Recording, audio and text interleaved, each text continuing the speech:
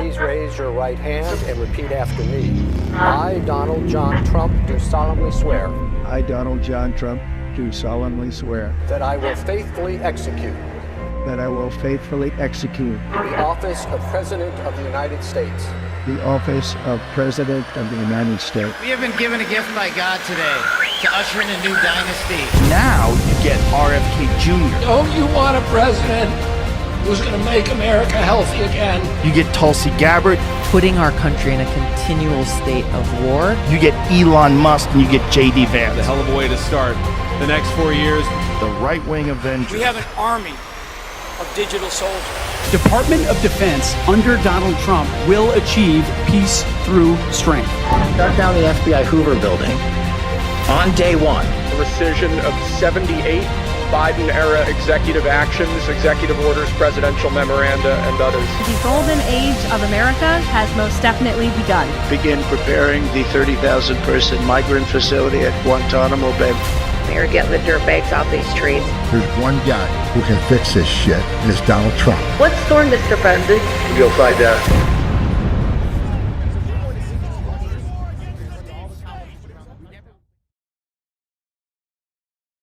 Shadows whispered in the wires, hidden hands behind the throne, built their kingdom out of silence, chained the world they thought they owned. Silent codes and stolen stories, truth was buried out of sight, but in the quiet hearts were beating, waiting for the spark of light.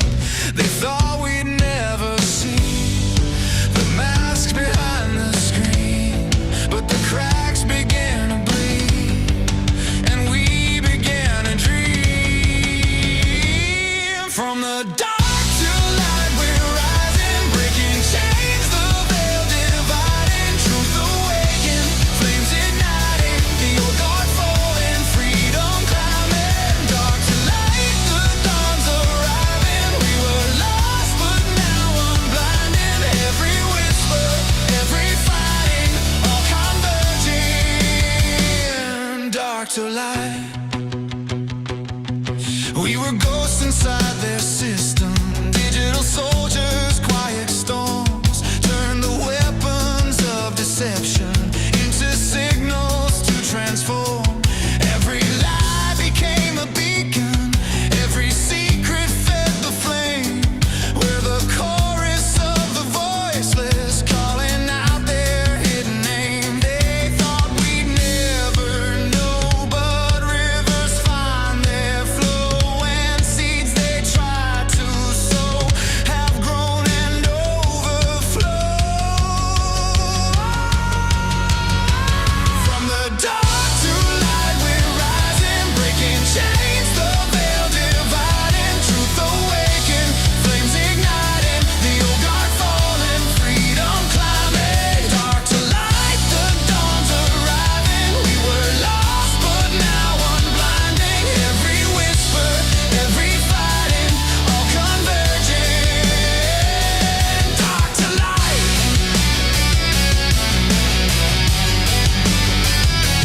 dark to light.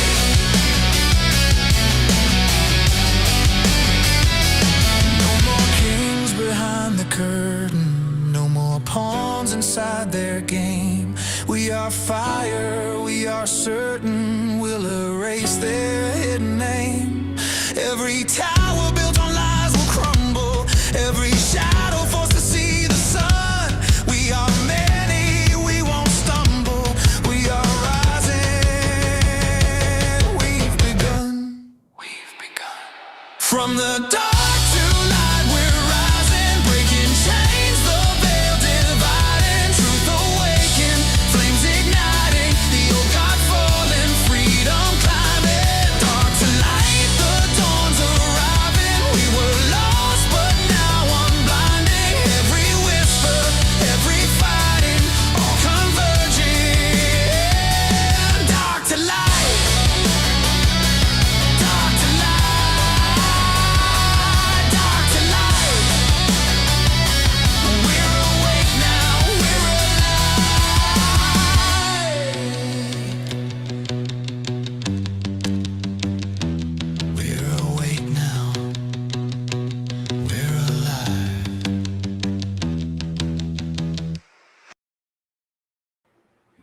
Good morning, good evening, good afternoon, wherever you are in the world. My name is Josh, and welcome to the Red Pill Project's Daily Dose, live with you Monday through Friday. I hope everybody is having a great week out there. It is Hump Day, Wednesday, and we got Donald Trump addressing the nation here relatively soon. We're going to go to that the moment that President Trump comes on, and so we are waiting for that to all begin. We will begin shortly right here on the White House's YouTube page. And what is he going to talk about? Well, that's interesting. I talked about this a little bit last night on DEF CON, didn't I? And I said it's going to be about uranium and troops going in, right? And yeah, this is what we're hearing. So we'll find out if we were right on that. But we're going to get into that whole Iran topic here in a little bit. We're going to listen to President Trump.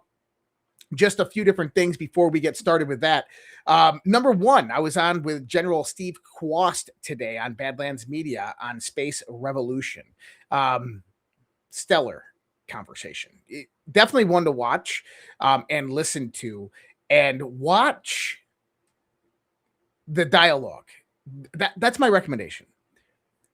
Watch and listen to the dialogue of the things that he says and I say and how we go back and forth on it. Because there's a lot of things at least I got information on just by watching his reaction to certain things I said. But great show. And today we actually, during the show, we watched the launch of Artemis 2, the Orion capsule there that is launching right now on their way to the moon. That's pretty crazy. And I did ask him, I said, do we have a moon base? And he said, you never know. It's something in the aspect of psychological warfare, what Dan Driscoll, the U.S. Army Secretary, might have said. I don't know. I think that he was hitting towards us that you're not meant to know everything. And that I think that my intuition that the U.S. military has a moon base is pretty certain. That's my opinion, though, not Steve Quast's. President Trump said this morning, tonight at 6:24 p.m. Eastern time, for the first time in over 50 years, America is going back to the moon. Artemis 2, among the most powerful rockets ever built, is launching our brave astronauts farther in the deep space than any human has ever gone. We are winning in space, on Earth, and everywhere in between, economically, militarily, and now beyond the stars. Interesting comment there, isn't it? Nobody comes close. America doesn't just compete, we dominate, and the whole world is watching. God bless our incredible astronauts. God bless NASA, and God bless the great nation ever to exist, the United States of America. Now, I'll pull that back up, but what does he say there? He says something interesting. I'm not going to pull it up on the screen. We're waiting for him to come on. But he says, the whole world is watching. Oh, yes, they are, President Trump. And I even talked about this a little bit with General Quast, pertaining to what was actually kind of going on in the world and how the chaos that we're seeing unfold right now, the asymmetrical warfare, the fifth generation warfare. I mean, the show is called This is Warfare. And what I want people to begin to see is that there is an invisible war being waged on the war. And there is kinetic aspects, Venezuela, Iran, that is happening in the world right now. And that invisible war that people don't see is actually for the future of humanity. It is who is going to lead the world for the next 100 years. Is it going to be China, or is it going to be the United States? And the United States is now the prime contender in this because of President Donald Trump. And I've talked about this in other aspects as well, that, listen, civilization is not the default state of humanity. That civilization is a garden built upon a graveyard, and that it is only maintained by the violence of men who are willing to protect it. And what we are witnessing right now is a man who had the balls, the cojones, to go out there and protect it. And so it's really, really interesting that, you know, you get everybody out there talking about the various different theories of why Trump's in Iran, and it's about oil, it's about money, it's about Israel, it's about control. It's all of those things. It is really all of those things. And Israel plays a very large part in all of that, but I don't believe it's ideological, philosophical, or theocratic in any nature of why Israel is that component in there. And don't get me started on Israel. We've gone over this discussion. I'm just saying this for other people out there, for other people out there who are like, oh my God, another pro-Israel guy. It's not that I'm anti-Israel or anti-Semitic. I am not neither. I am very anti Netanyahu. I'm very anti-Israeli regime. I'm very anti what Israel has done in the Middle East and throughout the world over the past 60 years in the context of exerting their authority or dominance or power. That's really what I am. Nothing against the Jewish people. So what else do we have going on today? So Artemis launched. That was historic in nature. It's so exciting. Today marked the beginning of a new space race. And I think that that's kind of what General Quas and myself were talking about, is that today is a historic event because this is one of many that are going to occur over the next few years. That this just put America back on the map, going back to space.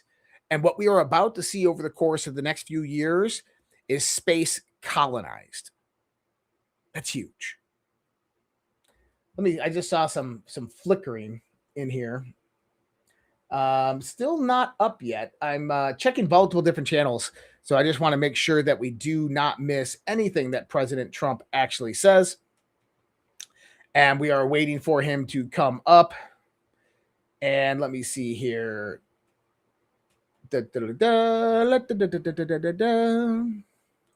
Explore. Yeah, still nothing on Trump yet. So nothing on Trump yet. It should come up here, but they're usually delayed a little bit. But let's get into a few different things that I did want to talk about tonight. Just some generalized news. And so how this will go tonight for everybody out there is we're going to watch Trump's live address to the nation. After the live address to the nation, I'm going to go in, I'm going to break that down. I'm going to go over kind of my thoughts on Iran, what's happening in the world, and a few other news. I'm going to try to get as much news as I can done before Trump comes on. No Q&A tonight. The Q&A is Friday night. For those that are in my crypto mastermind group, we have conflicts the next 2 Sundays. I'll be in GART 2 weeks from now on Sunday, as well as next Sunday is Easter. So I'm trying to reschedule at least 1 or 2 of those this next week. So I will keep you guys updated on that. Just pay attention to Social Red Pill if you're looking for that mastermind group and you're not seeing what's going on. And then Q&A Friday, I just said that. Tomorrow, Thursday night is going to be a little bit different of a show. I'm only going to have one guest on, and it's only going to be about a 15-minute segment, and that's just going to be Gabe from GOODBRU. And then you guys will have me for the whole night, and then right after the Daily Dose, we'll be going immediately into the OG show, the Overwatch and the Guardian show, and going to be a great topic tomorrow. I can't tell you what it is, but you'll know when you hear it. Today, smoking gun. FBI found no probable cause to raid Mar-a-Lago, but Biden's DOJ proceeded anyway. Oh, here we go. All right. I think we're about to start here.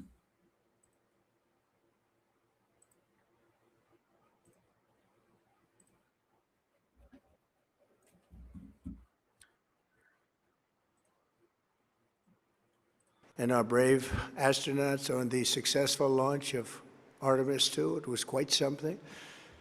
It will be traveling further than any manned rocket has ever flown and will very substantially pass the moon, go around it, and come back home from a distance that has never been done before. It's amazing. They are on the way, and God bless them. These are brave people. We want to God bless those 4 unbelievable astronauts. As we speak this evening, it's been just 1 month since the United States military began Operation Epic Fury, targeting the world's #1 state sponsor of terror, Iran. In these past 4 weeks, our armed forces have delivered swift, decisive, overwhelming victories on the battlefield. Victories like few people have ever seen before. Tonight, Iran's Navy is gone. Their Air Force is in ruins. Their leaders, most of them, terrorist regime they led, are now dead. Their command and control of the Islamic Revolutionary Guard Corps is being decimated as we speak. Their ability to launch missiles and drones is dramatically curtailed, and their weapons, factories, and rocket launchers are being blown to pieces. Very few of them left. Never in the history of warfare has an enemy suffered such clear and devastating large-scale losses in a matter of weeks. Our enemies are losing in America, as it has been for 5 years under my presidency, is winning, and now winning bigger than ever before. Before discussing this current situation, I also want to thank our troops for the masterful job they did in taking the country of Venezuela in a matter of minutes. That hit was quick, lethal, violent, and respected by everyone all over the world. After rebuilding our military during my first term, we have by far the strongest military anywhere in the world, and now we're working along with Venezuela and are, in a true sense, joint venture partners. We're getting along incredibly well in the production and sale of massive amounts of oil and gas, the second largest reserves on Earth after the United States of America. We're now totally independent of the Middle East, and yet we are there to help. We don't have to be there. We don't need their oil. We don't need anything they have, but we're there to help our allies. Tonight, I want to provide an update on the tremendous progress our warriors have made in Iran and discuss why Operation Epic Fury is necessary for the safety of America and the security of the free world. From the very first day I announced my campaign for president in 2015, I have vowed that I would never allow Iran to have a nuclear weapon.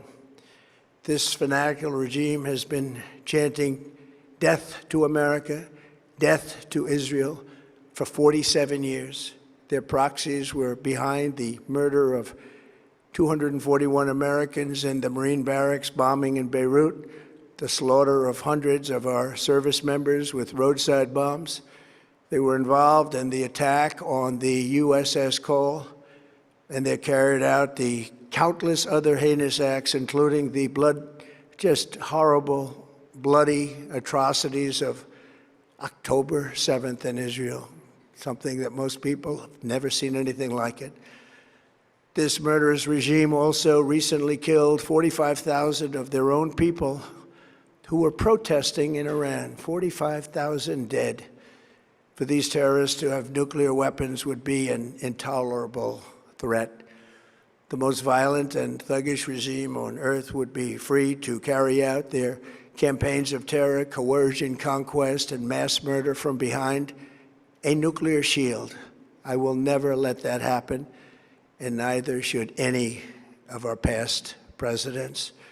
This situation has been going on for 47 years and should have been handled long before I arrived in office. I did many things during my 2 terms in office to stop the quest for nuclear weapons by Iran first, and perhaps most importantly, I killed General Qasem Soleimani in my first term.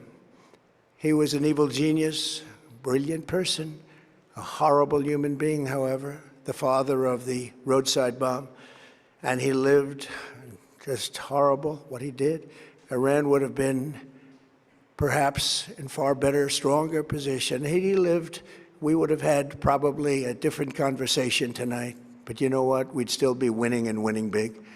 And then, very importantly, I terminated Barack Hussein Obama's Iran nuclear deal, a disaster.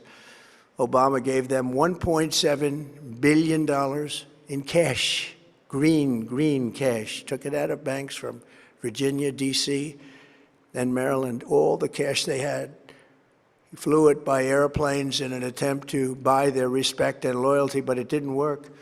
They laughed at our president and went on with their mission to have a nuclear bomb.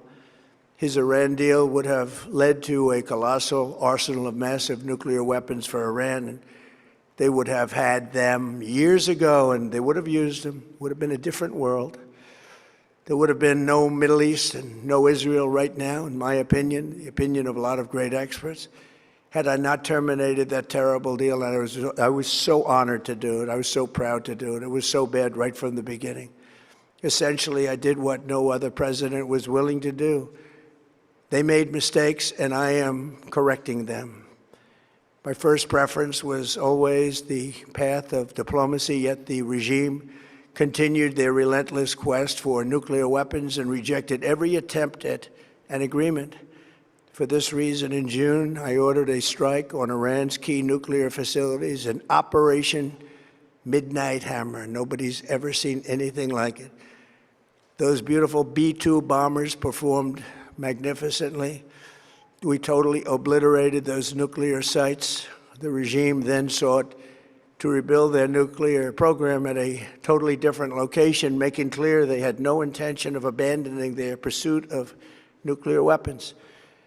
They were also rapidly building a vast stockpile of conventional ballistic missiles and would soon have had missiles that could reach the American homeland, Europe, and virtually any other place on Earth. Iran's strategy was so obvious. They wanted to produce as many missiles as possible, and they did, with the longest range possible, and they had some weapons that nobody believed they had. We just learned that out. We took them out. We took them all out so that no one would really dare stop them.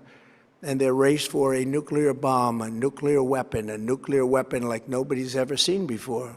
They were right at the doorstep.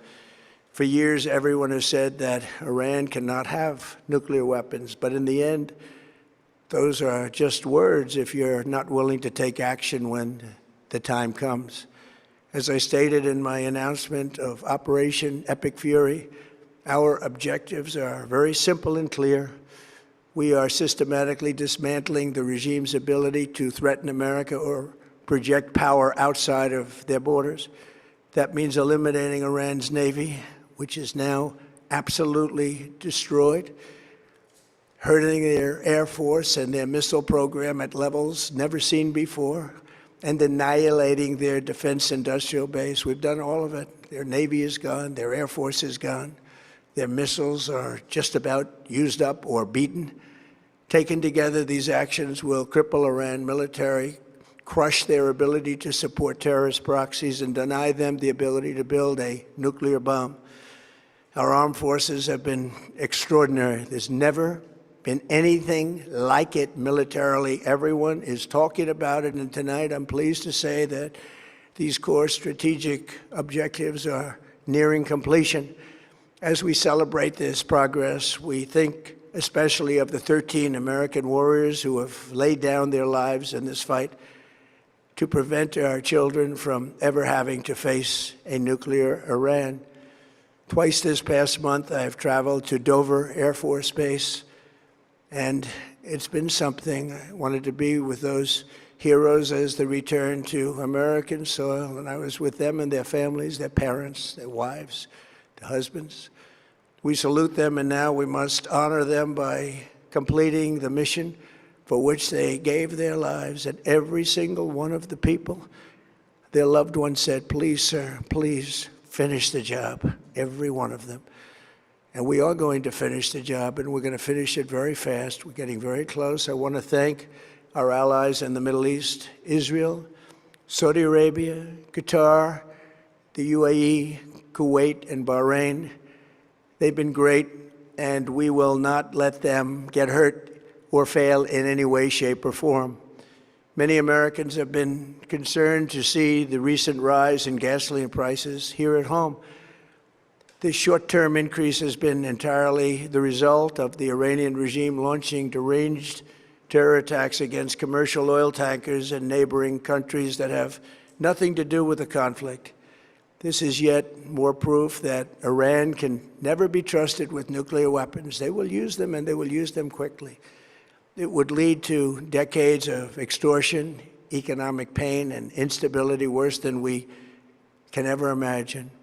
The United States has never been better prepared economically to confront this threat. You all know that. We built the strongest economy in history. We're going through it right now, the strongest in history. In 1 year, we've taken a dead and crippled country. I hate to say that, but we were a dead and crippled country after the last administration and made it the hottest country anywhere in the world by far, with no inflation, record-setting investments coming into the United States, over $18 trillion, and the highest stock market ever, with 53 all-time record highs in just 1 year. It all positioned us to get rid of a cancer that has long simmered. It's known as the nuclear Iran, and they didn't know what was coming. They've never imagined it. Remember, because of our Drill Baby Drill program, America has plenty of gas. We have so much gas. Under my leadership, we are #1 producer of oil and gas on the planet, without even discussing the millions of barrels that we're getting from Venezuela. Because of the Trump administration's policies, we produce more oil and gas than Saudi Arabia and Russia combined. Think of that, Saudi Arabia and Russia combined. And that number will soon be substantially higher than that. There's no country like us anywhere in the world, and we're in great shape for the future. The United States imports almost no oil through the Hormuz Strait and won't be taking any in the future. We don't need it. We haven't needed it, and we don't need it.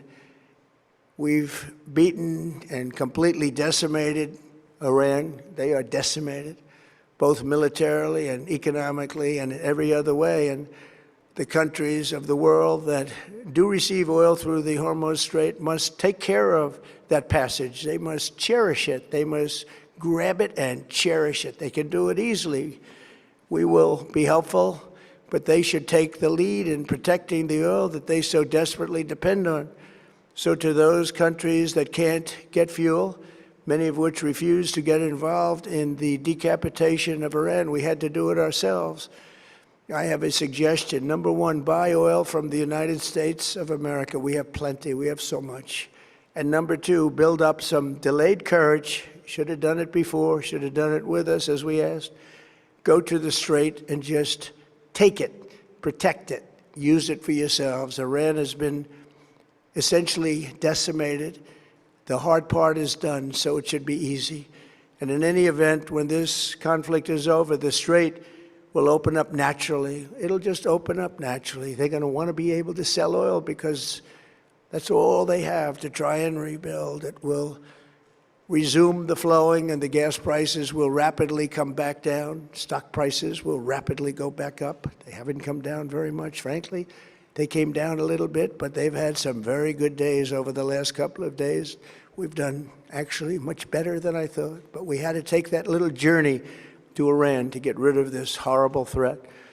With our historic tax cuts, where people are just now talking about receiving larger refunds than they ever thought possible, they are getting so much more money than they thought. That's from the great big beautiful bill.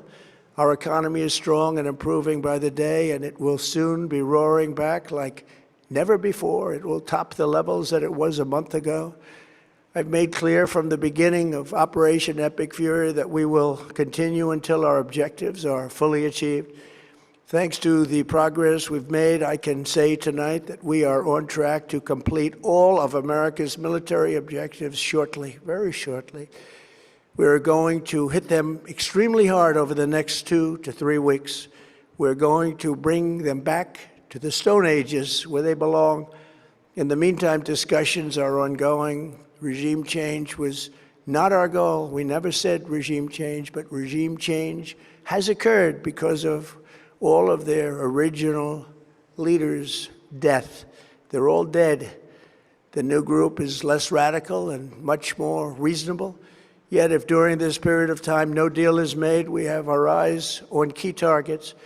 If there is no deal, we are going to hit each and every one of their electric generating plants very hard and probably simultaneously.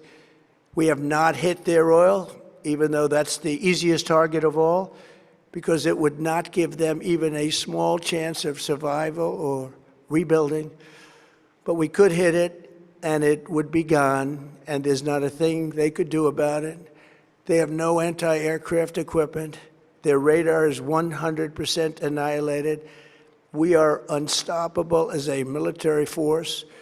The nuclear sites that we obliterated with the B-2 bombers have been hit so hard that it would take months to get near the nuclear dust, and we have it under intense satellite surveillance and control.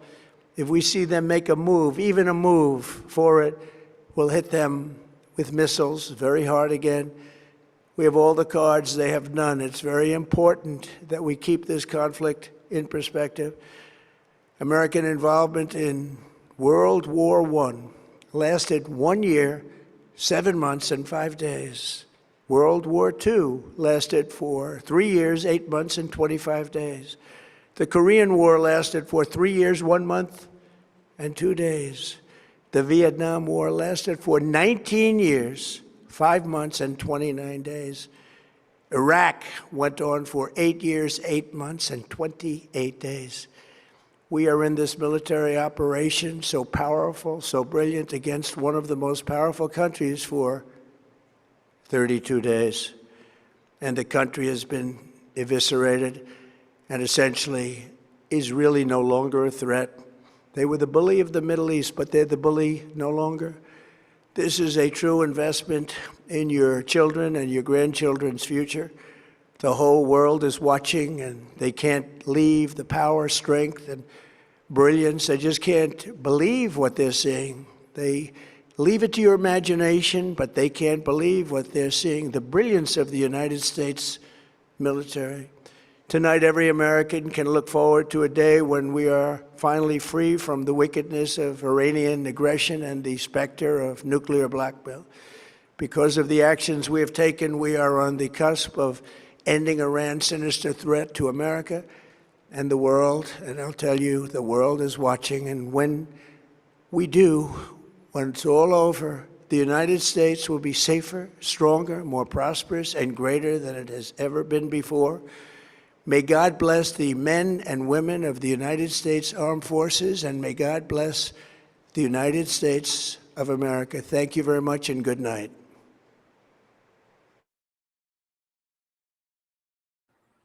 That was it. All right. Well, thank you, President Trump. That was quite interesting. And you learned absolutely nothing new. I did take some notes, though. And so, obviously, he says a few different things here. We are now independent of the Middle East. And I think that this is a huge statement for President Trump, stating that basically we are independent in the United States of America and we're happy to help our allies secure their position. But he's trying to tell us, I believe, that we are done meddling in the Middle East, and potentially many of our bases might be leaving the Middle East as well. Keep that in mind. Who knows? Maybe they'll just reorient themselves. He gave an update on Iran, Operation Epic Fury. The update basically was that our objectives are complete, is that we've done what we've considered to do. And if you remember yesterday, Netanyahu came out yesterday and said that Iran poses no threat anymore to Israel's existence. And I think that that's really, really big, because it means something happened. Something changed in the last few days. What was it that changed? There was rumor that was being speculated pertaining to tonight's speech. That rumor was, let me see here. This one, I can pull this up right here. That Trump was going to come out and discuss this. Now, if you listened to DEFCON 0 last night, you'll know exactly what I'm talking about, because I said that this is potentially what he's going to announce. And this is the Pentagon just briefed Trump on the most complex military operation in history. A plan: fly hundreds of troops deep into Iran, parachute the 82nd Airborne to secure the perimeter, build a runway from scratch, bring in heavy excavation equipment to blast through 300 feet of rubble, send Delta Force and SEALs wearing hazmat suits to blow torches and saws to breach underground tunnels, locate the extract 1,000 pounds of uranium in sealed cylinders while checking for booby traps and decoys, decontaminate everything, then airlift it all through hostile airspace. Timeline weeks to months. I want you to understand this, is you never tell your enemy your plans. So the idea that this is even coming out right now is nonsense. Now, the reason it's coming out is because that's what we want the enemy to think or believe. Now, many thought that Trump was going to come out and talk about this. I speculated last night that this operation is already complete. And I do believe this operation is already complete. And the reason I say not this necessarily what he's saying here, But we've already extracted the uranium. That's my thoughts. And why do I believe that? Well, it hinges off of Trump's address tonight. We have Netanyahu yesterday saying that Iran no longer poses a threat to Israel or the world. The absolute eradication of the IRGC. You have the limited number of airstrikes that have actually occurred over the course of the last few days. Iran hasn't even struck back the last few days, and I think that's important to note as well. And you have a new leadership in Iran that is so. Sorry, I saw a question come in, and I did see that question, Daleen. And you have a new leadership in Iran that Donald Trump has said is negotiating, even though they're denying it. And so when we start to look at the scenario here, these are my thoughts, is that we've either eliminated or secured the uranium in Iran or negotiated the turnover of that uranium with the civilian leadership in Iran. That is done, and that has been agreed upon, and there's an end sight in near for this war, and it'll be very, very fast. Now, Trump goes into the next part, and he talks about our allies. He says, if you want oil from the Middle East, then you go in and take it. And I think that's really interesting as well, because what he's telling them is, for the longest time over the last 30, 40 years, the United States of America has been that mechanism that basically fought the wars in the Middle East so that the European countries could go out and build oil infrastructure throughout the Middle East, right? He's just saying, if you want to do that again, have your militaries go in and take it. We're done. And I love that, because we're going to talk about NATO here in a few minutes. And he did talk about how the United States is back and that we are on the strongest country in the world, and that our military is unmatched and nobody can compete with us. And I do agree with him on that. He did mention the Iran nuclear deal, $1.7 million. I think it was more like 1.3 million, but he said 1.7. And I think that was a hat tip to the Q community there. Daleen Hillesheim said, Josh, did you catch the sentence when he said his first 2 terms as president, he was trying to take care of Iran? I did. I don't know if he just flubbed up and said his first 2. But he was, and I said last night that my whole thought on this was that this plan for Iran was actually planned in 2020 before he left office. And because he left office in 2020, that he wasn't able to do that. And then you have from 2020 to 2024, we know he was working with Netanyahu and Israel, the IDF, in the development of this plan. That's why you had the Hezbollah decapitation event that occurred in 2024 prior to him becoming president, that was actually coordinated directly with him. Oh yeah, NATO and all of Europe were holding their breath on that one.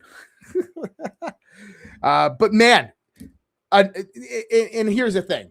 For normies out there, I hope that settled kind of a lot in their minds of what was going on. The core argument that Trump was making is this is about energy. This is about a threat to the world and energy.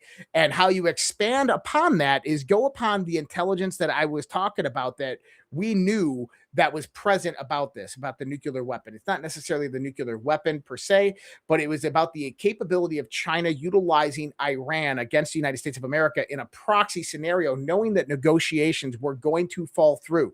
Understanding that negotiations with Trump were going to fall through, Iran was planning a preemptive strike on U.S. military bases, assets, and Israel within the Middle East. And this prompted that timeline to move up massively, and for the action that we've already seen today to begin processing out, which also means that stopped China from their primary goal, which was to take Taiwan in the midst of the chaos that unfolded in the Middle East.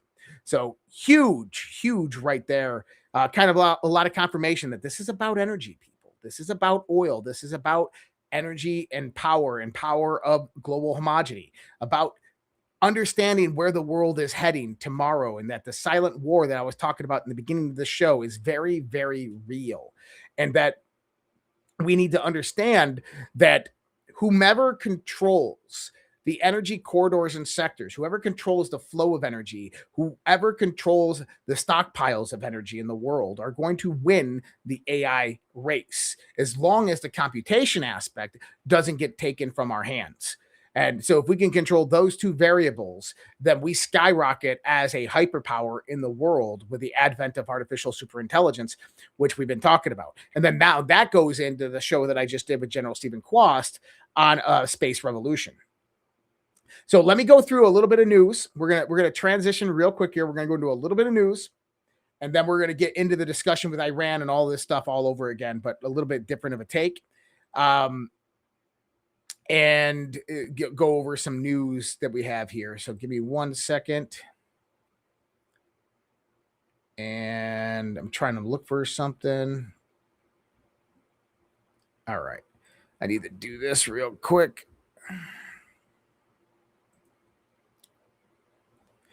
We'll go ahead and do this one right now. We're going to go ahead and just do this transitional ad real quick with Rumble, because Rumble helps to sponsor this show with these great ads. And I only picked the ones that I actually know, and Kids Guide is one of them. All right, parents, real talk for a second.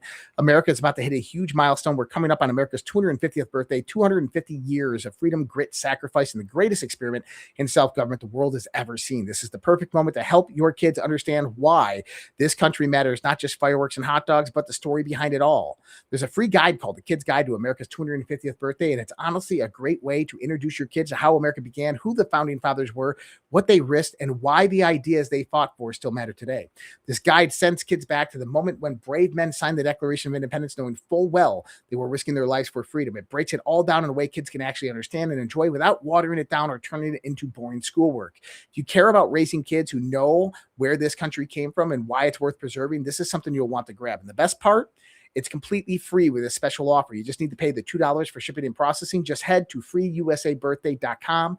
That's freeusabirthday.com. And the Kid's Guide to America's 250th Birthday is yours for your kids today. America's story matters. Make sure the next generation knows. All right. All right. So what I was talking about prior to Trump coming on and the address was FBI found no probable cause in the Mar-a-Lago raid, but Biden's DOJ proceeded anyway. This is huge. This goes back to what John Solomon was just talking about 2 days ago with Don Jr., that the Mar-a-Lago raid is being investigated. Remember, that was Judge Eileen Cannon, and now we are in Fort Pierce, Florida, with a grand jury that's investigating the 2016 ICA, Intelligence Community Assessment. And you got to ask yourself, well, how do you go from Mar-a-Lago to the community the Intelligence Community Assessment? The reason is because of criminal predicate, that they utilized the Mar-a-Lago raid as a methodology to stifle and to take down Trump with absolutely no probable cause. In other words, that's weaponization of the DOJ and lawfare. And because of that, that becomes in the context of RICO or ongoing criminal conspiracy, that becomes a predicate for everything else that happens before that, which means that the statute of limitations is eliminated. So this, I believe, will come out of Fort Pierce, Florida, with a grand jury, that you'll see indictments in the Mar-a-Lago raid. I think you'll see indictments in the 2016 Intelligence Community Assessment, which then falls into Russiagate, because the reason the 2016 Intelligence Community Assessment is of a big concern is because it was changed and altered after approval from the president by Brennan, but the change and altering were due to the source information, which was the Steele dossier. And the Steele dossier, known in various different conversations in the White House prior to the publishing of the 2016 ICA, understood that that information was bullshit, that the Steele dossier was completely fabricated and made up, but they used it as well and concealed the using of the Steele dossier in the ICA. And so that brings in the beginning problematic aspect of Russiagate and how Russiagate then exceeded beyond that. It brings in the idea of the Mueller investigation, the two different impeachments, the FISA warrants that were going against Trump campaign officials, and how those FISA warrants were actually signed was because of the Steele dossier. The 2016 ICA were utilized as primary factors within issuing those FISA warrants. So this all comes crashing down when you start to link all of these things together. And Epstein fits directly into this. And then you have COVID-19, which we just watched last night, Tulsi Gabbard Tulsi Gabbard coming out and saying that we're investigating EcoHealth Alliance and Peter Daszak and Anthony Fauci and the funding to Wuhan Institute of Virology and all biolabs around the world. And I think that that's huge as well, because that links in, because you got to remember, the Soros network was directly integrated into trying to steal the 2016 election by the Russian compromise and the Russian scenario that was played on Donald Trump. And we know this from June and July 2016 emails that were declassified between the Open Society Foundations and Clinton campaign officials, where they basically state that they will get the information to compromise Donald Trump with Russia. And we know that that started before July 2016. And so once you start to understand that George Soros was involved in this, now you expand out into 2018. 2018, something interesting happened. The midterm elections were absolutely stolen. I don't think people can deny that. But why were they stolen? Well, you had Secretary of States, governors, and attorney generals, which were funded primarily by George Soros in various different states around the world. We wouldn't know about it in 2018 of the why, but in 2020, it became relatively apparent. Because when COVID-19 came onto the scene, COVID-19 created a situation and scenario where states began to try to change their own laws through the Secretary of State, who was in charge of all voting infrastructure, to allow for the ease and accessibility of mail-in ballots from just about anybody.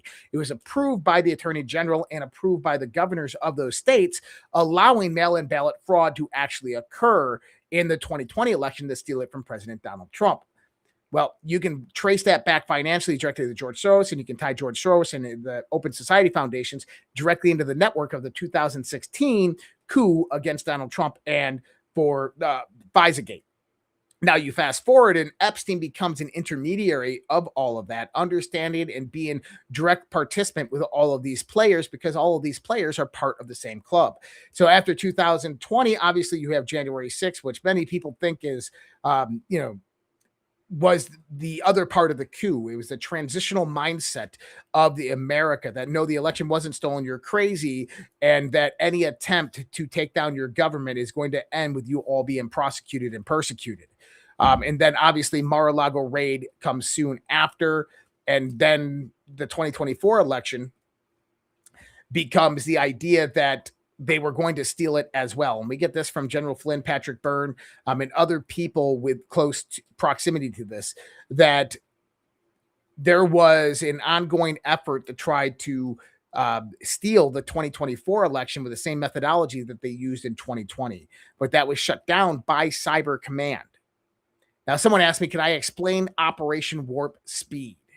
Yeah, Operation Warp Speed, really, really easy there. So in September of 2019, Donald Trump with Anthony Fauci actually signed into an executive order which allowed the establishment of research into mRNA vaccines and other types of medical technologies. 2 days prior to the signing of that executive order, a level 4 biolab in Russia burned down. I find that kind of interesting in the context of timing. A month after Donald Trump signed that executive order, you had Event 201. Event 201, hosted by Johns Hopkins University, the World Health Organization, the Bill and Melinda Gates Foundation, was a global scenario exercise of a novel coronavirus now being contagious and infecting human beings that spread through a wet market in Brazil. And that they would have to develop an mRNA vaccine to go out there and actually solve this pandemic. And less than 3 months later, the actual scenario manifested. But President Trump, understanding all of this, went out there and had the government fund the research and the development of various different vaccines, a non-mRNA and an mRNA vaccine known as Operation Warp Speed. Within that development, the interesting part is the non-mRNA vaccine that was developed out of there from Johnson & Johnson, it got pulled off the market right after the election. And I find that really, really interesting. Now, did Trump fund it? Yeah, I do believe he did. Did he do it because he believed it might have been the best technology at that point in time to help humanity? Yes, but I also believe that he wasn't worried about the effects of it, and this is why. Prior to 2019, 2018, there was mystery illnesses going around at every seasonal aspect that doctors didn't know what it was. I know this because I got it. My wife at the time got it. My kids got it. And we went to the doctor, and it was a harsh flu, a bad, bad flu. And we went in there, and the doctor's like, that's not the flu. It's not influenza. Don't know. And they gave us they gave you a Z-Pack, and you got better. Many of us believe, and this is kind of where I've been moved towards on this idea, is that the military, Trump, Defense Department, all of the good guys, the white hats, knew that this was going to be a weapon utilized, and to produce herd immunity within the country and within the world, they randomly released a weakened version of the COVID-19 virus in 2018 and allowed it to spread in various high population areas. Now you let that sit.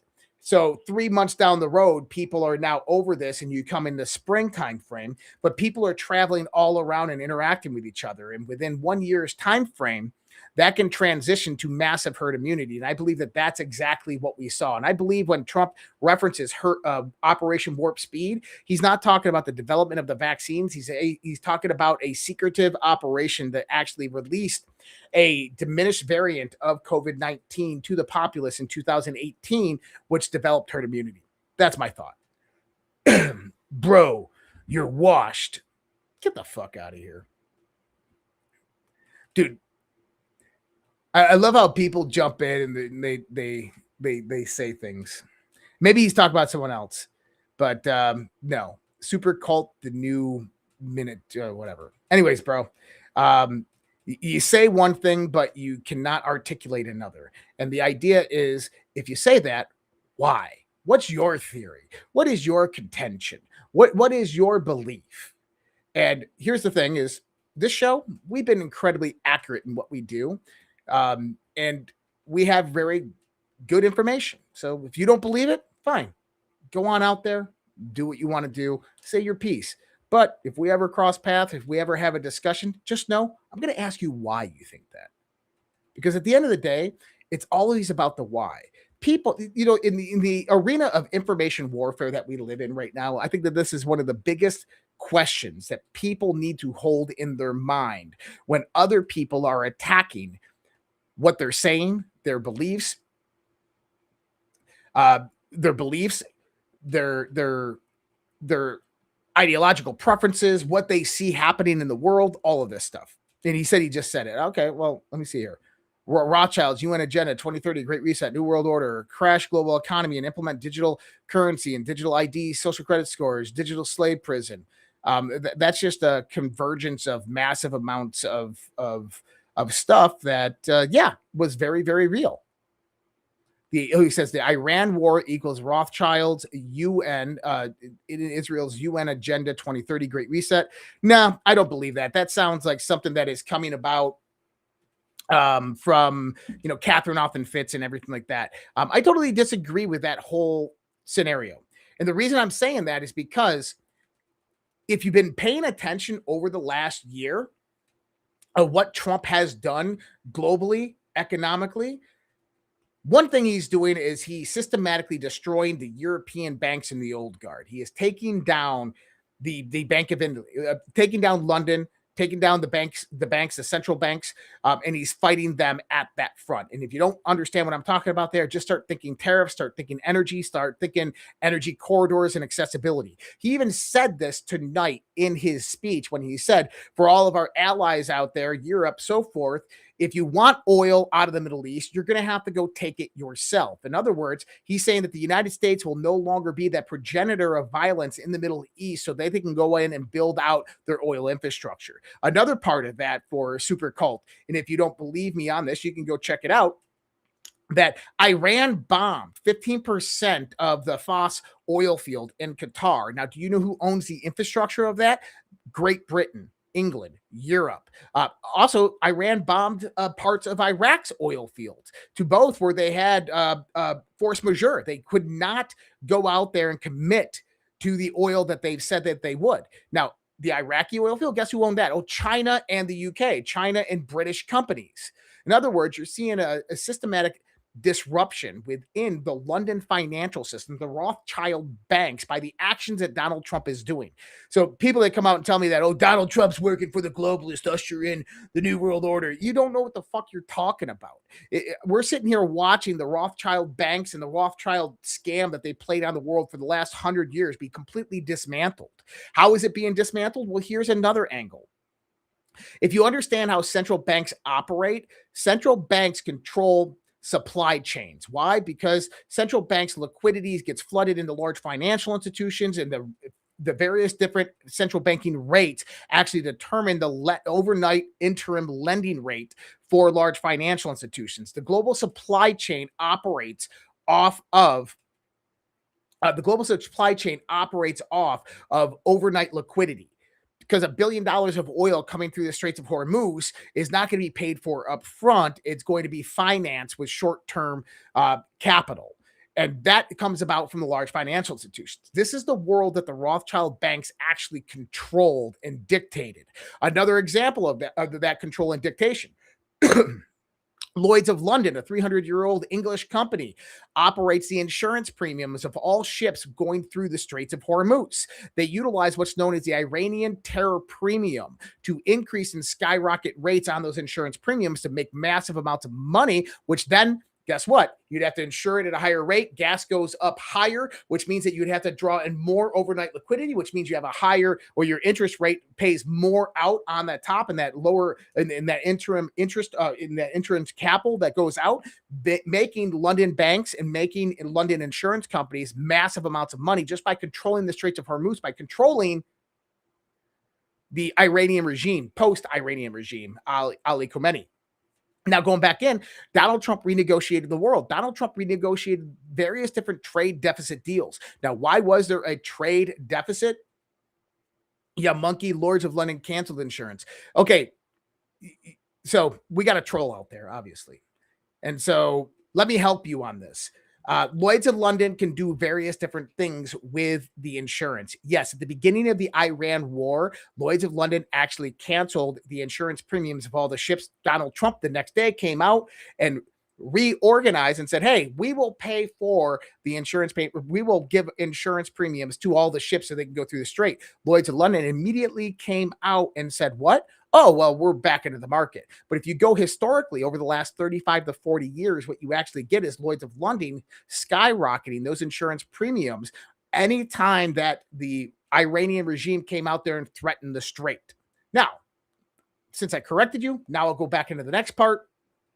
When you start looking at the various different trade negotiations that Donald Trump did, do you understand why they held the United States of America in a trade deficit globally with our trade partners? It was because of the inflationary aspects of the US dollar and because of the profitability that they get in the context of trade. So now introducing tariffs to that whole system and then renegotiating these deals hurts the banks, hurts the supply chain financiers and insurance companies which operate within this infrastructure. Then next, you come back to the United States of America. What Donald Trump is doing is he's securing energy around the world. He's securing Greenland. Obviously, Northern Canada will be soon. You got Venezuela. You got Iran, rare earth mineral and metal deals all throughout the world, all throughout Africa, Middle East, Eastern Europe. You got all throughout South America, Latin America. He's dismantling the Belt and Roads Initiative that China has built out over the last 8 to 10 years. Then what you also have is you have this aspect of executive orders that Donald Trump has passed, one of them being the Sovereign Wealth Fund, the other one, the Strategic Bitcoin Reserve, which play in part to the big, beautiful bill that he passed, opening up the leases on American oil and gas and allowing basically unrestricted drilling on U.S. territories. But the profitability from all those transactions then feeds back into the Sovereign Wealth Fund when it does get established.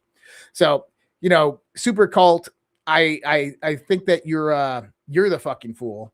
And yeah, man, I'm sorry that you're that brainwashed that you can't see what's actually happening in the world, but you just want to simply believe what you're told. And you're saying some things out there, and this is what I will preface to you. Is you say all of these things, but could you articulate it in a conversation within a matter of seconds with provable, verifiable facts? And the answer is no. So, good day. Anyways, going back into the show. I don't even remember where I left off, but that was a good transition, wasn't it? We did a little economic analysis right there. Super duper. Oh, we're talking about COVID and all of that scam. Yeah. So I think that the real Operation Warp Speed was the 2018 release of this through classified projects to actually bring about herd immunity. And this is one of the reasons why we didn't have massive deaths from COVID-19 when it was released into the world. All right. But for the last decade, we've had an immense amount of fraud being perpetuated, not only within Washington, D.C., but throughout the country in various different states, Minnesota, California, New York, Illinois, Minnesota being the latest one to be exposed, over $19 billion in Medicaid and Medicare fraud. Today, President Trump's anti-fraud assistant attorney general, Colin McDonald, has been sworn in to ensure fraud prosecutions nationwide. California, Minnesota, and New York are expected soon. This is huge. Let's listen to a little bit of what Colin actually has to say here.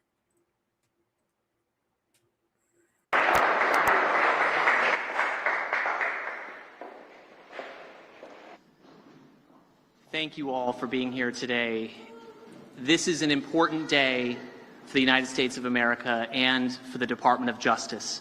And to begin, I want to say some words to some select groups of people that have made today possible.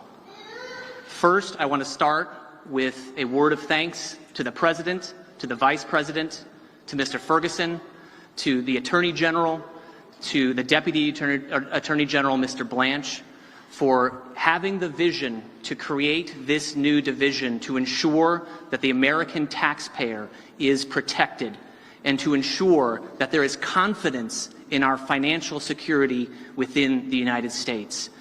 A hearty thank you goes out to those visionaries for creating the division that we are launching today. Next, to my teammates led by Deputy Attorney General Blanche and Attorney General Bondi, I thank you for the work that we have achieved together to ensure the safety and prosperity of America over the last year. Your hard work does not go unnoticed. Even while the people of America may not get to see it, they are sleeping well at night because you are not sleeping at all at night, tending to the public safety mission of the United States of America. To the American people, my promise to you is this, that I will work tirelessly day after day to ensure that if someone out there dares to steal your taxpayer dollars, that there might just be a federal prosecutor on the end of that bad decision, that no longer will we be uninterested in low levels of fraud. We will be interested in all of it. And if someone out there right now is deciding and determining whether they will file a false application to try to steal your taxpayer dollars, we're going to care about it. And we're going to find it. And we are going to prosecute you as hard as we can. What is the goal of this division? The goal of this division is to ensure deterrence so that people who are right now being dishonest and stealing the hard-earned taxpayer money, that they make right decisions, that they are deterred. That is what justice is for. Awesome. And he's right. It's the deterrent aspect of how things operate. You go out there and you set an example by arresting a governor, a secretary of state, an attorney general of Minnesota, and other governors, attorney generals, and secretary of states will not do the same thing. And that's the ultimate deterrent. So hopefully prosecutions do come. Hopefully he does his job and he does prosecute to the full extent of the law those people involved, including all of the politicians and elected leaders who are involved in this criminality. Interesting information came out today about the former Capitol police officer, Shawnee Kirkhoff. It was brought out by Blaze TV, Steve Baker over there, stating that she was actually the DC bomber, which wasn't really a bomb because it was just a makeshift decoy. But anyways, I think he was right. And we had our own FBI actually try to cover this up. And the reason being is because at the time, right now, Shawnee Kirkhoff works for the Central Intelligence Agency. And I think that the CIA tried to cover this up because it was an actual operation ran by our FBI and CIA to produced January 6th. And I think that there's a massive cover up underway to basically not to not push the blame on the CIA and the government. That's what I think. But Shawnee Kirkhoff failed her November FBI polygraph test when asked if she placed pipe bombs on January 5th, 2001, according to a court filing. That's huge. That is huge. So I hope that gets reinvestigated. I hope that she actually has some criminal penalty for this. I don't know, because it is being covered up by the FBI, but we'll see. Now, there's a lot of rumors out there that Trump is going to fire or considering replacing Pam Bondi. I don't believe in those rumors. It goes back to the information war that we've been talking about for a long time, of how the Trump administration is leaking information out there to see what circuits it starts coming out on social media. And then they go out there and cut those sources off within the administration. And I think that that's really important, because as much as I dislike Pam Bondi, Trump has no plans to get rid of her at any point in time, especially with indictments coming in April and in May. So on the signing of Trump's executive order yesterday on about election integrity and utilizing the post office as a mechanism to control mail-in ballots, this is what Howard Lutnick, I don't like Howard Lutnick either, said. So the fundamentals of our democracy are built on voter integrity, right? We all need it. You've said it time and time again. It's a total agreement amongst everybody. So here's the idea. The states, right, run these elections. They will, if they want to use the U.S. mail, the U.S. Postal Service, they're going to get a code, a barcode from the U.S. Postal Service, and they're going to put that on the envelope, and we will have one envelope per vote. None of this time where we have no idea, there's no observers to mail, there's no envelopes, there's no certainty. That's all going to go away, and what the president is doing today is he's going to make sure that mail-in ballots are safe, secure, and accurate, and will have a clear distinction. If you voted by mail, you will have it on the envelope. Obviously not on the ballot, but on the envelope. So we will know 1 million mail-in ballots. There'll be 1 million envelopes, and you'll be able to know exactly, correctly, that citizens voted. Huh. That's huge. It's going to stop a lot of fraud. Now, Mark Elias came out and talked about his wild conspiracy theory of how Trump is going to be taking away civil rights from every American, and that he's going to sue the administration because of this executive order. Why? Because it completely decimates their whole plan for the midterm elections. Their whole idea behind the midterm elections was to steal the election through the same methodology that they've done every election cycle before. Now, another problem that you're going to run into is Donald Trump became the first sitting president to actually attend the Supreme Court hearing in person. And so this was on birthright citizenship, and Justice Alito explained that unlimited birthright citizen means that Chinese, Iranian, or Russian foreigner can have a child in America, and that U.S. citizen owes military allegiance to a foreign adversary. And he's spot on right here. Now, this is really, really interesting, because in the context of birthright citizenship, anybody can come here and have a child here, and that child then has American rights, including the right to vote. Now, could that be exploited in any way, shape, or form? Well, yeah, it absolutely could. And so let's take a look at this clip on Benny that's going to tell you exactly how that can be exploited. Yeah. It's a parallel structure, and it's an intrusion on our sovereignty. I mean, imagine if we had American members of Congress and U.S. senators who lived in Canada, and their job was to represent Americans in Canada. Canada would not tolerate that for a second, and yet we are allowing Mexico to do that. You mentioned China. China is doing similar things, not only the infrastructure that you talked about, but they've created an industrial scale model to exploit birthright citizenship in this country. You know, birthright citizenship, Supreme Court is going to hear the case. Somebody is in the United States at the time, they give birth, that child is automatically given U.S. citizenship. Our federal government, Benny, has zero idea how many people have been born this way in the country because we don't keep records. If you get a birth certificate that your child is born in the United States, which makes them a citizen, we don't list the national origin or the citizenship of the parents. So our federal government has no idea. The Chinese government has actually looked into this because the Chinese government encourages members of the Chinese elite to do this in the United States. And the numbers that they come up with are absolutely stunning. And it's another example of this immigration subversion. The Chinese government believes that for every year over the last 13 years, roughly 100,000 Chinese nationals a year have been born in the United States. They are then taken back to China. So think about this. You're looking at more than 1 million U.S. citizens. I'm going to put that in air quotes. They are U.S. citizens, according to this claim about birthright citizenship, but they're being raised in China. They're going to CCP schools. They are members of the elite. Their parents are military officers, intelligence officers, propagandists for the CCP. When they turn 18, Benny, they're going to be able to vote. They're going to be able to donate to political campaigns. They're going to be able to get government jobs. They're going to be able to do a whole host of things.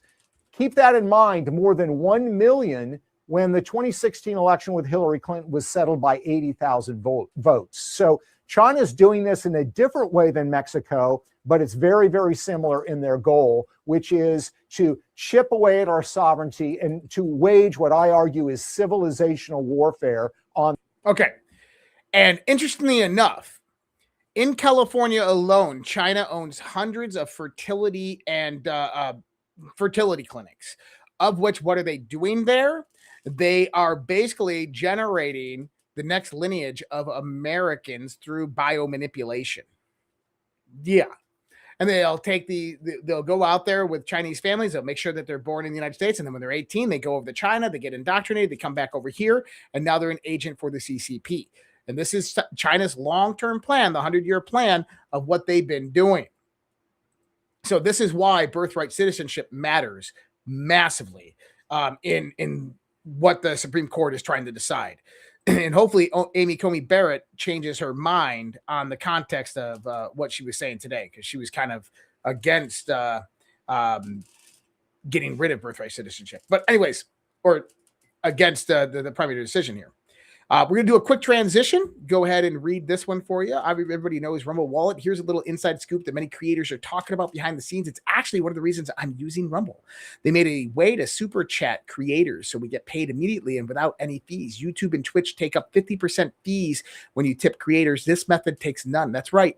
The platform takes 0 fees. I keep nearly 100% of what you send me. You can super chat with Bitcoin, Tether, USD, and even Tether Gold stablecoins.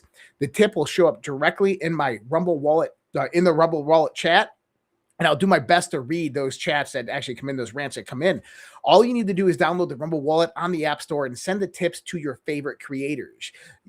You can go to wallet.rumble.com or you can download the app directly from the App Store. Seriously, what an amazing way to get rid of the middleman and help the creators' economy. Shout out to Rumble for making this disruptive technology. Thank you so much, Rumble. Appreciate that. And then today was interesting because you had the president of Australia and Keir Starmer in the UK come out and address their nations. Starmer is talking about the energy crisis, and he's talking about NATO and the relationship between the United States, and same thing with Australia. Today, Starmer holds off from emergency measures, but warns that a storm is coming. Now, what storm is he talking about? Potentially the same storm that we talked about many months ago, that we've been talking about here for a little while. This is the beginning of the Trump administration. We laid out the framework to how the United States of America is going to be leaving NATO, about how NATO is a relic of the Cold War and that it's no longer relevant in the world. And this is one of the top negotiating factors that the Trump administration is utilizing in creating this alliance with Russia and Putin, and that NATO is going to be basically dismantled or just ran by the European countries. And so this was a few weeks ago. I said, game, set, match. NATO was given the opportunity to save face with Trump. They said no. My speculation is that the U.S. will be leaving NATO relatively soon. And what did we see come out today? I absolutely love this. Let me go replace this guy. Boom, boom, boom. Listen to what Trump says.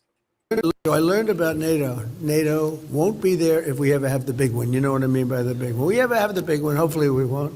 Relationships very good with the big one, better than with NATO. But I learned about. So he's saying NATO won't be there for the big one. And what are we getting from news locations all over the place? Trump called NATO a paper tiger and said removing America from the defense treaty is now beyond reconsideration. The White House no longer regards Europe as a reliable defense partner after the rejection to help open the Straits of Hormuz. This was actually mapped and outlined in the National Security Strategy and the National Defense Strategy, where basically they look at Europe as declining nations that don't have the GDP superiority, they don't have energy independence, and they don't have the military capability to defend themselves, which makes them not a first world superpower. Iran was a test, and we were there for them, and we should always have been there for them. They weren't there for us, Trump said. Secretary of State Marco Rubio called NATO a one-way street. So he said, I was never swayed by NATO. I always knew they were a paper tiger, and Putin knows that too. Now he's saying that it's beyond reconsideration, as in the decision has already been made. Everything has been set in process to leave NATO. What does Marco Rubio have to say about this? Let's pull that up. Listen to Marco Rubio. Sean, I've been one of the strongest defenders of NATO during my time as a United States Senator because I found great value in it. And it wasn't just about defending Europe. I said it also allowed us to have military bases in Europe that allowed us to project power into different parts of the world when our national security was threatened. If now we have reached a point where the NATO alliance means that we can't use those bases, that in fact, that we can no longer use those bases to defend America's interests, then NATO is a one-way street. Then NATO is simply about us having troops in Europe to defend Europe, but when we need their help, not their help, we're not asking them to conduct airstrikes. When we need them to allow us to use their military bases, their answer is no. Then why are we in NATO? You have to ask that question. Why do we have billions and billions of dollars, hundreds of billions of dollars, over the years, trillions of dollars, and all of these American forces stationed in the region? If we can only use, in our time of need, we're not going to be allowed to use those bases. So I think there's no doubt, unfortunately, after this conflict is concluded, we are going to have to re-examine that relationship. We're going to have to re-examine the value of NATO and that alliance for our country. Ultimately, that's a decision for the president to make, and he'll have to make it. We're going to finish the job here. As I said, we're very, very close to achieving our objectives on all of these things that I've outlined. But I do think, unfortunately, we are going to have to re-examine whether or not this alliance that has served this country well for a while is still serving that purpose, or is it now become a one-way street where America is simply in a position to defend Europe, but when we need the help of our allies, they're going to deny us basing rights and they're going to deny us overflight? I think these are very legitimate questions that we need to be asking, and this are going to have to be very carefully examined after this conflict is over. I love it.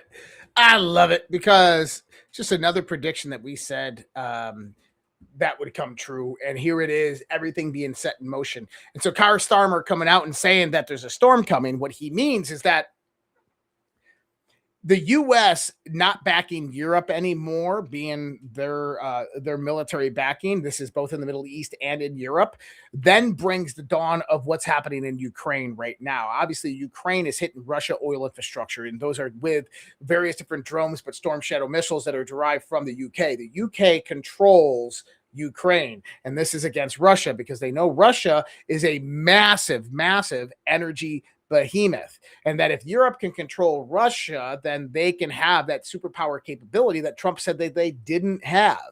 And this is kind of what the whole Ukraine conflict has been about. And I believe that this is actually backed by China, because China owns a lot of the Russian oil infrastructure, and Russia gives a lot of their oil directly to China, and that's how they've survived underneath all these sanctions. But China is nothing more than a proxy mechanism of the old guard of the European dynasties.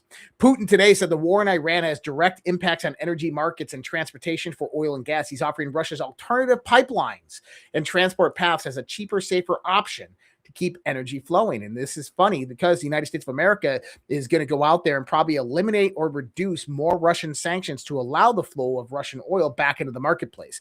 And like I said, I believe that a lot of this between Trump and Putin was actually negotiated during the Alaska summit. That's why Arctic LNG put a whole massive amount of tankers out with oil in them, with no buyers, into the sea. And then right when the Strait of Hormuz was closed the first day, You have Scott Bessent, the Secretary of Treasury, come out and reduce Russian sanctions to allow any waterborne oil to reach port.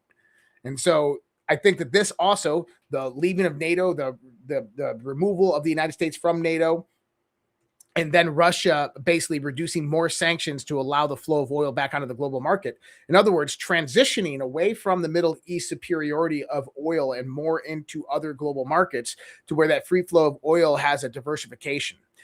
But here's the problem. This is why I think Keir Starmer actually said that there's a storm coming, is that Europe, Great Britain, they're not going to stand down. They're actually going to stand up. And I think that they could do some type of incursion with an Article 5 type of false flag in Europe to instigate a war with Russia. Trump tested them in Iran. Now Europe's going to Trump test in Europe. That's my thought. The Pentagon we already talked about that one. Trump on Iran. Again, we have had a regime change. Now, regime change was not one of the things I thought was a goal. Yeah, it was. Absolutely, it was. I mean, I've been talking about Iranian regime change for a year and a half now. And the reason I've been talking about Iranian regime change is because it was so damn clear and obvious that we knew that the Trump administration and Israel were going to go in at some point in time and move towards regime change in Iran. But what is that regime change really? Trump said the new regime president, much less radicalized and far more intelligent than his predecessors. He just asked the United States for a ceasefire. We'll consider the Hormuz Strait is open, free, and clear. Until then, we are blasting Iran into oblivion, or as they say, back to the Stone Ages. What he's talking about here is he says the new regime president.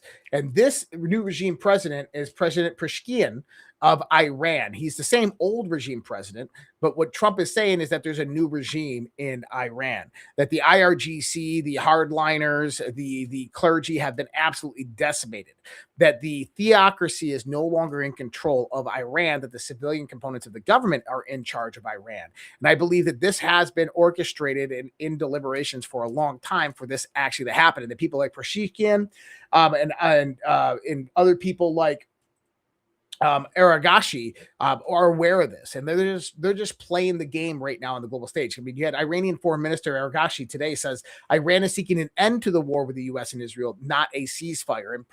In comment to Donald Trump's statement.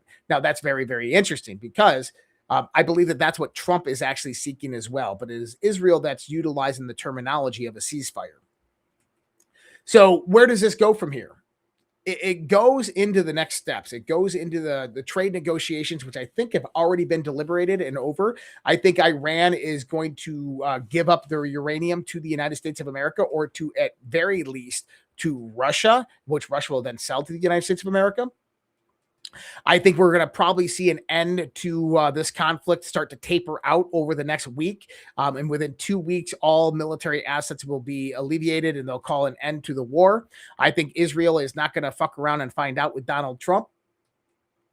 I think that what we are about to see is peace in the Middle East. I think that parts of the negotiations that are going on with Iran and the United States of America call for Iran being invited probably to the board of peace. I know that Putin is actually pushing for that, that you have a new civilian component of government in Iran and relieving Iran of various different sanctions that have been globally afflicted upon them.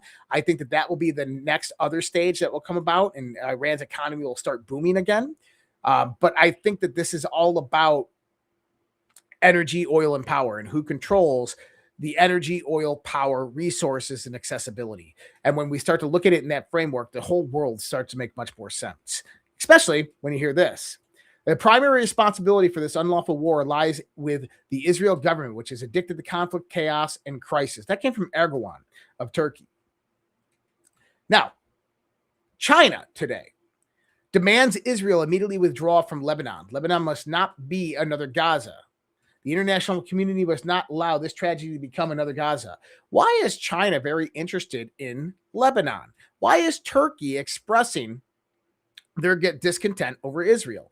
Well, it goes back to statements that Netanyahu made a few weeks ago of how Israel is becoming a regional superpower and soon to be global superpower. What the comments that Netanyahu made about taking Iranian oil, instead of going through the straits, very narrow straits of Hormuz, that you instead build a pipeline all the way through Israel that goes into the Med, and that Israel will control the infrastructure of Iranian oil. And who would build out that infrastructure? Well, that's American-made oil and gas companies like Chevron, who already has massive amounts of deals with Israel.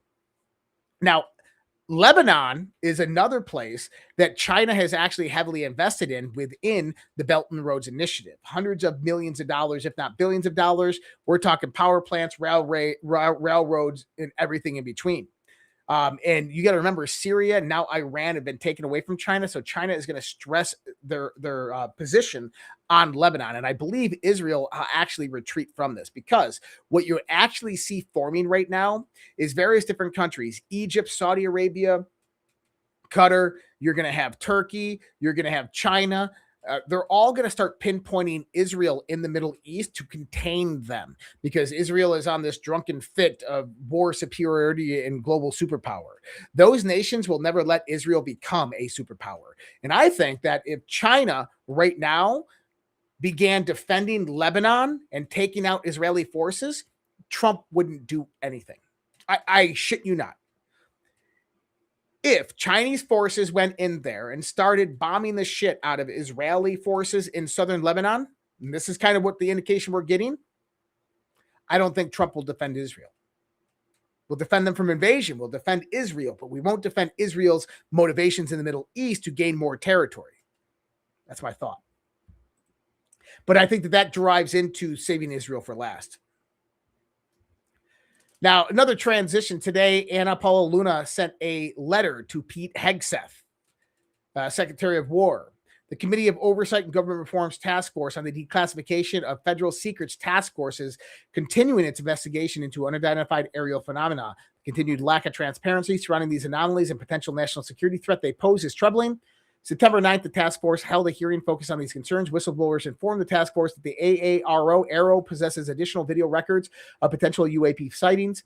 To continue its investigation, the task force requests certain files related to the UAP sightings. And so they went on about this. And, you know, I had a lot to say about this. I said, this is interesting. Why are you sending this to Hegseth? The Sec War is not necessarily read into these types of programs. The person you should be sending it to is Major General Derek Maestro O'Malley. Since 2024, he is the Director of Special Access Program Central Office of the Secretary of War, Pentagon, Arlington, Virginia.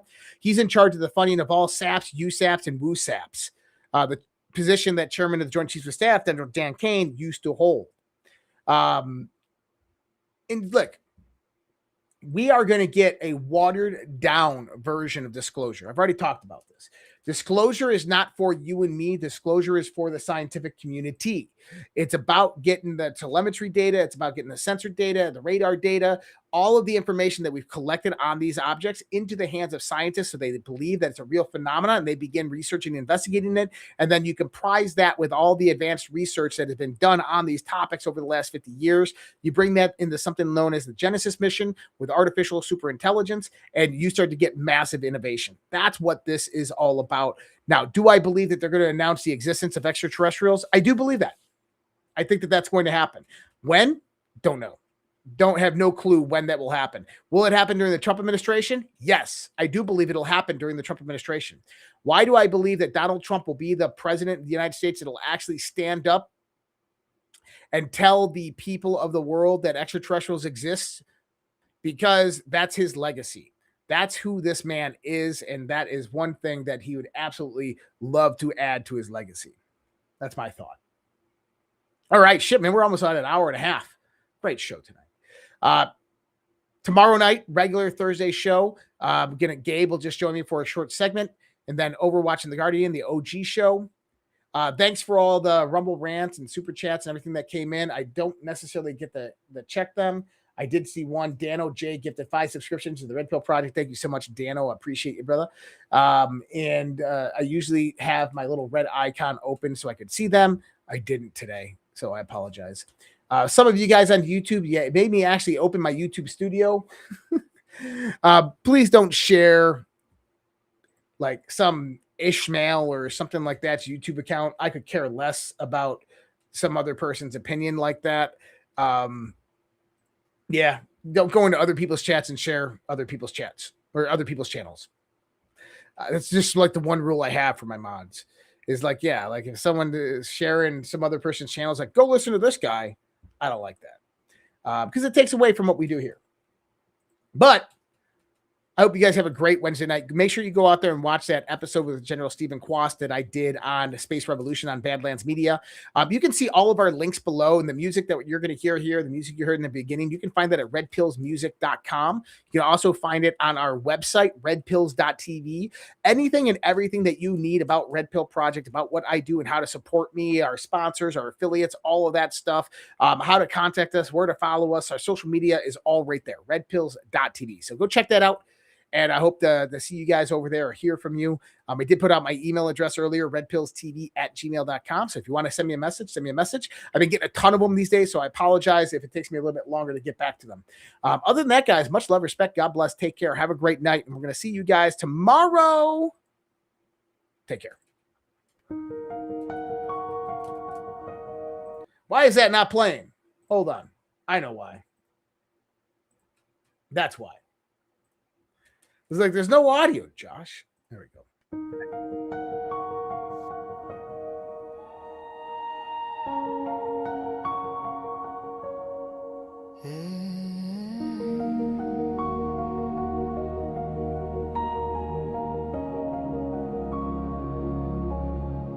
There was a time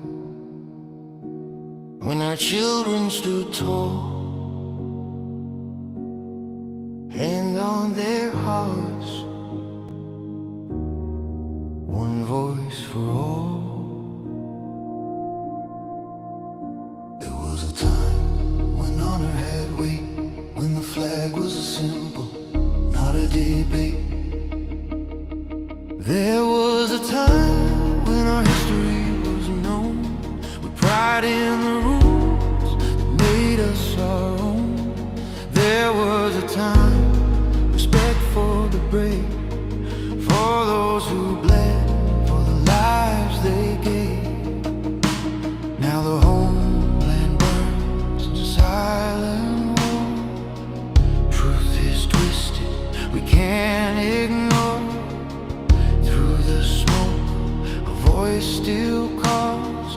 We the people will not fall. There was a time, but the time isn't near. The great awakening is here. Dark to light, veil under. Patriots rise, we are one. Land of the free, home of the brave. No more silence, no more slaves. Answer the call, take back the fight. Children of freedom, stand for the light.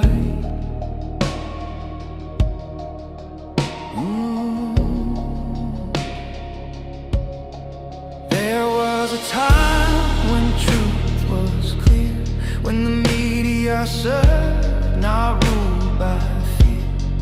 There was a time when leaders stood fast, guarding the people, defending the past. Now corruption wears a crown, lies are fed to tear us down. But Q said watch, and Q said see. The silent war will set us free. From the front lines, soldiers stare, wondering if we're still there. Their blood, their hope, their sacrifice will not be sold for a life's prize. There was a time, but the time isn't near. The great awakening is here. Dark to light, the veil undone. Patriots rise, we are one. Land of the free, home of the brave.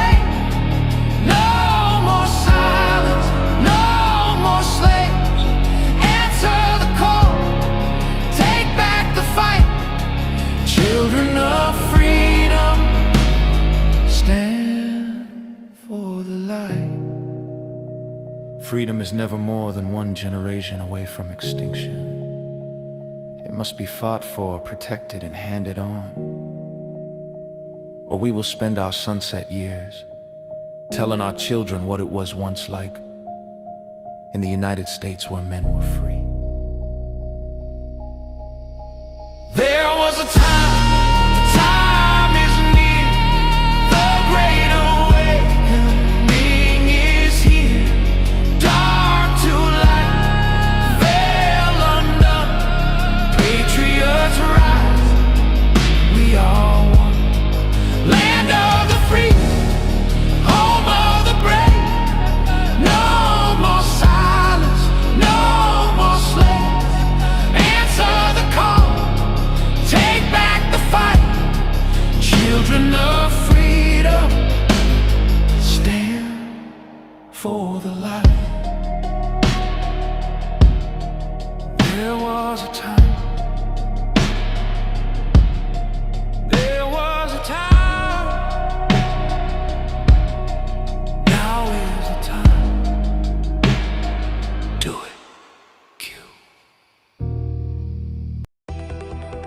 I don't have to tell you things are bad. Everybody knows things are bad. The air is unfit to breathe and our food is unfit to eat. I don't know what to do about the depression and the inflation. I want you to get mad. I have come here to chew bubblegum and kick ass. And I'm all out of bubblegum. People should not be afraid of their governments. Governments should be afraid of their people. The more you fuck around, the more you're going to find out. These people are still a part of that system, and that makes them our enemy. We accept the reality of the world with which we're presented. It's as simple as that. I want you to get up right now and go to the window, open it, and stick your head out and yell, I'm as mad as hell, and I'm not going to take this anymore!